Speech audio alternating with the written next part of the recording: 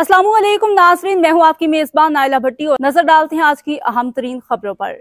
Karachi director general military land and cantonment board major general Irfan Ahmed Malik के खसूसी हिदायत पर फैसल कंटोनमेंट बोर्ड के CEO हैदर अली सियाल की निगरानी में गुलिस्तान जौहर, गुलशन जमाल, जौहर मोड़ और जौहर के तमाम ब्लॉक्स में आलाइशी उठाने और चूने के छिड़काव का काम तेजी से किया गया,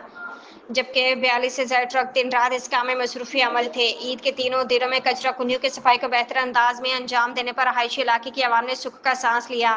माजी में भी ताउन और बदबू से बचाने के लिए फैसल कंटोनमेंट बोर्ड की बेहतरीन हिकमत अमली की वजह से इस तरह के ऑपरेशन से बीमारियां फैलने से रोकने के लिए स्प्रे और जरासीम कश अद्वियात का भरपूर इस्तेमाल किया। फैसल कंटोनमेंट बोर्ड के CEO हैदर अली सियाल ने मुख्तलिफ इलाकों का दौरा किया और अमले को ईद के तीसरे दिन और इसके बाद मुकम्मल सफाई तक इस ऑपरेशन को जारी रखने की हिदायत की, जबकि आवाम को हिदायत भी जारी की कि वह फैसल कंटोनमेंट बोर्ड के अमले